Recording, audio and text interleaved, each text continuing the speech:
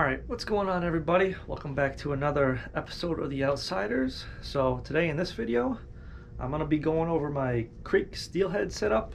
I'm going to tell you everything, a little something about my reel, rod, and all the gear you're going to need for it, and maybe some baits too. So normally I'll be fishing, but the weather has been pretty garbage for the last couple of weeks, so I don't know how long it's going to be before we'll be out on the creeks again, but today I did pick up a little something special. I'll show you right here. Got something planned. So we got this right here, the jaw jacker. If you guys can see, I think you know what this is for. So expect some ice fishing videos pretty soon. I plan on going out sometime this week. Never been before. Well, I can't say much more because that's for that video. So today I'm just going to be going over my setup. So without further ado, let's get right into the video. Alright guys, so let's go over our rod and reel real quick.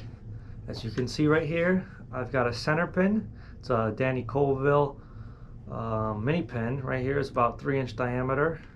There's the artwork if you want to see it. Pretty nice.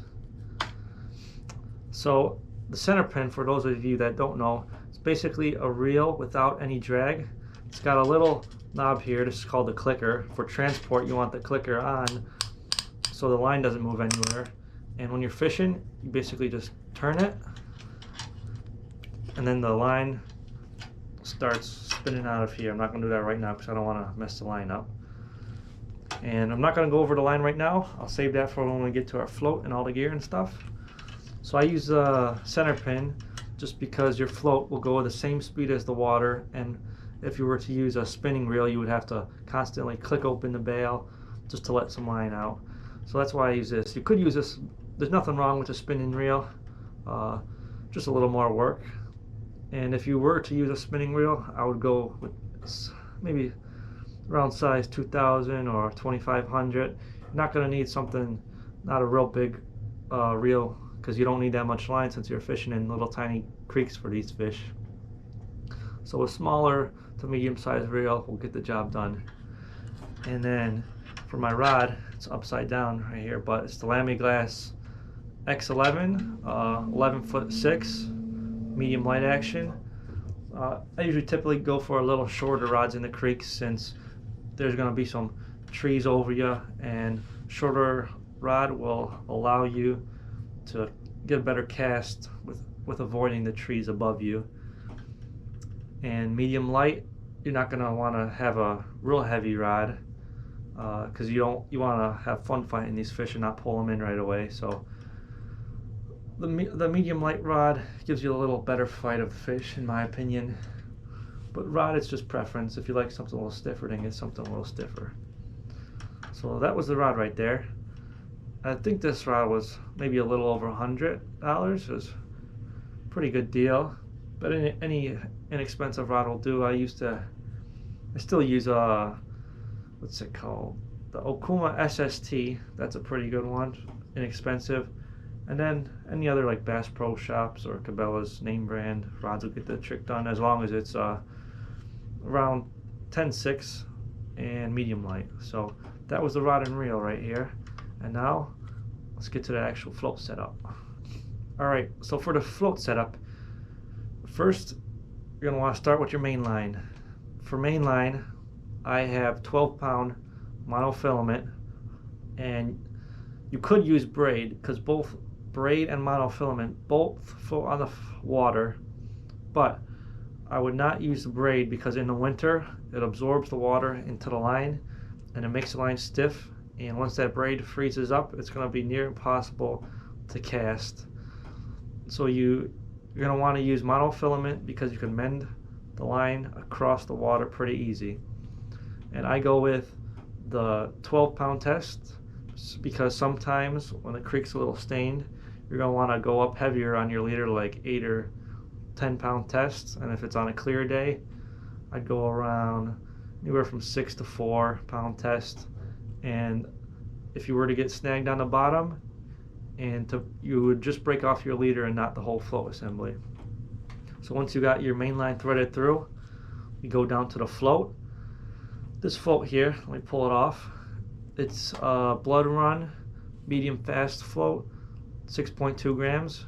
In any of the Lake Erie or most of the Lake Ontario tribs too, this is a pretty good all-around size. If you're using anything a little heavier, like maybe up to 10 would work. I'd say over 10 is pushing it, just because when the float hits the water it might make a little bigger splash and spook the fish. So I like to try to get as small gear as possible, but you got to make sure your gear could handle if you were fishing in those conditions. So this float, it's called a fixed float, and as you can see, it actually comes off the line right here. To put it on the line, you're going to need 2 things of rubber tubing. Now the top of the float is usually a little thicker and the bottom's a little thinner.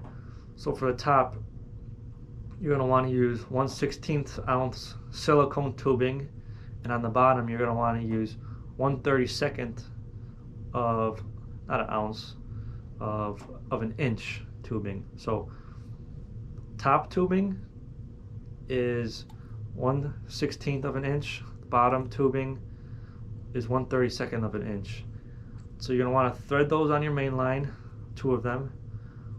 Then you're going to take your float, insert it in the bottom one, and make sure the bottom of your float is not exposed, because the split shot when you're casting it could damage the bottom of the float. So make sure it's not exposed. And then put the tubing on the top of it too, just like that.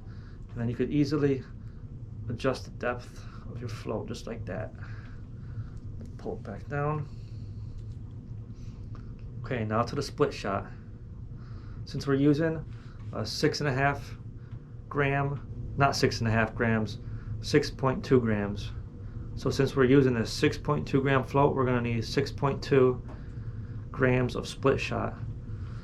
So right under your float, you're going to want to put your heaviest split shot. This is an SSG, and it's 1.6 of a gram. And then we have about 1, 2, 3, 4, I believe, I forget the lettering of them, but these are 0.8 ounces, not ounces, grams. I always get confused. And then we have 1, 2,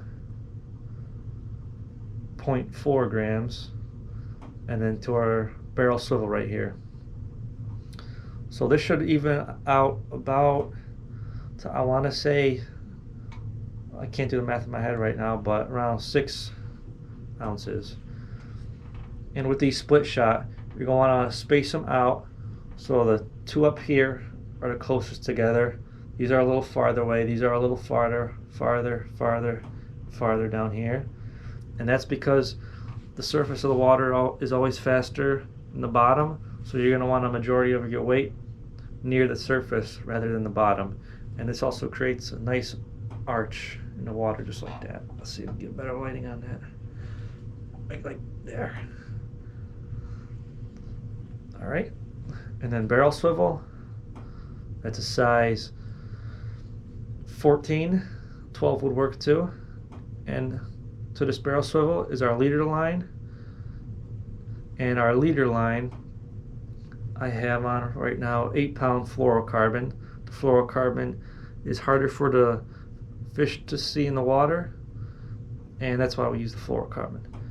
And there's also just one little 0.2 gram split shot on the line too. And then barrel swivel, the leader is about 1.5 feet. On clearer days you might want a 2-foot leader, and when it's stained, usually 1.5 feet like this will do. And then at the very end is our hook right here. This could be a jig, a bead with a hook, or yeah, jig bead. I have on the hook right now because I've been using egg sacks and they've been working pretty good so far. I haven't used them in a while because, like I said in the intro, it's been pretty bad weather. So this is a size 10 hook. You could go down to a 12 if it was a little clearer on a day.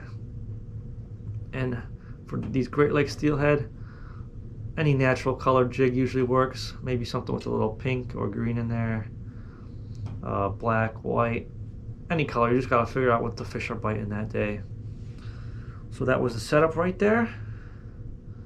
There we go. Let's go over a quick overview of it one more time. Mainline 12-pound mono, 6.2 gram float with 1/16 of an ounce silicone tubing on the top, 1/32 of an inch silicone tubing on the bottom, 6.2 grams of shot to the barrel swivel, size 12, to the leader line, anywhere from 10 to 4 pound test to your bait right there. So that was my steelhead float rod, how I set it up. People do it different ways, so experiment and you might find something works better for you. And yeah, that's pretty much it for the video. If you have any questions, leave them in the comments down below, and hopefully in the next couple of weeks we might have some ice fishing videos out. So we'll see you guys in the next episode.